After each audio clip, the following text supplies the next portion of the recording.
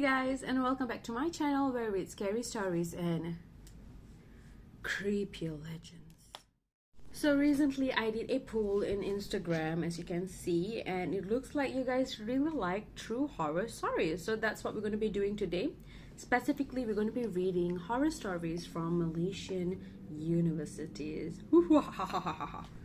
And please also follow me on Instagram. The link is down below. So if you have any stories you want me to read for you, or any suggestions on what my next video should be, you can always contact me through Instagram. Without further ado, let's continue. Malaysian University Horror Stories that are definitely gonna give you sleepless nights. The Uninvited Dancer. Back in 2012, Dina and her friends were studying in a local college in Lendu, Malacca. Hey, I'm from Malacca, by the way. It was their final year, so they were busy making some preparation for their diploma art show throughout the week. Every day, there would be some sort of a cultural group practicing next to the venue of their exhibition. Their group usually practices their routine at night. One day, it was already past midnight when Dina and her friends were still setting up their artwork. Their cultural group wrapped up their dance session and were about to leave. Suddenly, everybody heard a loud thud, like something heavy just fell to the ground. It turns out that one of the dancers collapsed. She suddenly got up and she started acting really strangely. She began crackling like a witch and started performing the traditional Mak Yong dance. Obviously, everybody was freaking out, and the dancer looked like she was in some sort of a trance. Dina and her friends decided that it was a sign to wrap things up and call it a day. She didn't know what happened to the poor dancer in the end. I've always heard stories of traditional dancers making appearance in our college, but I never thought I'd see something like this happen right before my eyes. Peekaboo! That's the title of the next story. I'm not playing with you. Azzi was studying at a local university in Shah Alam a few years ago. Beside her faculty, some of her classes were held at one of the central buildings of the university. Me and my friends had so many stories about this building, especially if the classes were at night. But what happened to me is something I did not expect in a million years. One day, Azzi had to attend a class in that said building. Her class ended around noon and everybody was dismissed. Azzi went to the loo while her friends waited for her in the classroom to finish up some notes. Everyone else had left earlier.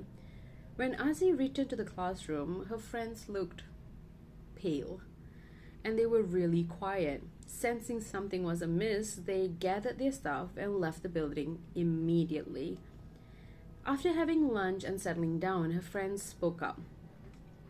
While waiting for you, suddenly the room felt chilly and had an eerie feeling. The worst thing happened next. The curtains moved on its own and the windows were closed, so it felt like the beginning of a horror movie. I was so lucky that you arrived just in the nick of time, said the traumatized friend of Azzi. It was daytime. Who could have imagined ghosts trying to mess with you in the middle of the day? Plus, there was no logical explanation on how the curtains could move so much by itself, as he said. Ceiling encounter. Last semester, two of my friends, Alice and Jing, and I decided to move into an apartment together instead of staying in the campus hostel. The apartment was only 3 minutes walk from our campus. Alice had this Yorkshire Terrier dog, which she secretly kept inside the apartment. The puppy was tame, it didn't really bark that often. The first Sunday after we moved in, we decided that we will have a weekly horror movie night on Sundays. So we commenced our first scary horror movie that night. While the three of us were chilling in the living hall watching the movie, the puppy started growling at the bathroom ceiling. It wouldn't stop until Alice went to check it. Apparently, one of the ceiling panels were open. Since we did not have a ladder, we requested for one of the guards downstairs, and when he arrived, he offered to help us to even close the panel. Soon, Sunday came again. While we were enjoying our horror movie night, Alice's puppy again started growling at the bathroom ceiling. I went to check what was all this fuss about, and to my surprise, the ceiling panel was once again open. We called the security guard again for the second time. He was also puzzled for why this was happening. This time, he climbed up the ladder and looked into the hole in the ceiling. He said a Muslim prayer which we all did not understand. He stopped abruptly and started climbing down the ladder. He didn't say anything at all, but his eyes were blank. Staring into the distance, he walked out of the bathroom without saying a single word to us. Behaving as though his soul has just left him, he walked out of our apartment just like that. The three of us were in shock. Being the daredevil, Alice climbed up the ladder to look for herself. Similarly, she became a lifeless person. She did not speak a single word afterwards. She just started staring in the distance. Jing and I were terrified to the core and were too afraid to sleep alone that night. The next morning, Alice came back alive. She told us what had happened, and we immediately made the decision to move the fuck out. I felt strangled by a rope when I put my head into the ceiling. I felt as if the rope was on my neck the whole time, and something came down the ladder with me on my shoulder. When it finally went back into the ceiling is when I actually felt released. Are you guys ready for one more story? To be honest with you, I usually do this kind of recordings at night, but today it's actually bright outside. Because I'm afraid, after the last episode that I did, where I did the horror story reading for Scary Games, I really felt as if throughout that reading, I felt as if something was right behind me. So that's why I decided to do all of my recordings in the morning. Okay guys, one more story before the end of the video. This is called Recording Room. My friends and I were going to utilize the voice recording room at our campus for our own assignment. Because the only available slots left at the rooms were night, we decided that we were going to stay overnight to complete our recording.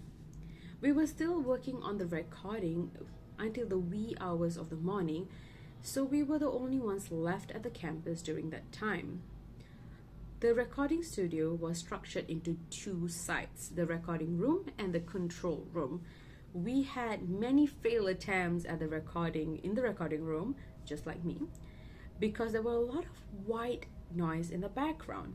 This was weird because it was so quiet in the room and the room was sound insulated. The recording studio was structured into two sites, one the recording room and one the control room. We had many failed attempts at our recording session only because there was a lot of white noise in the background. This was weird because it was so quiet and the room was obviously sound insulated.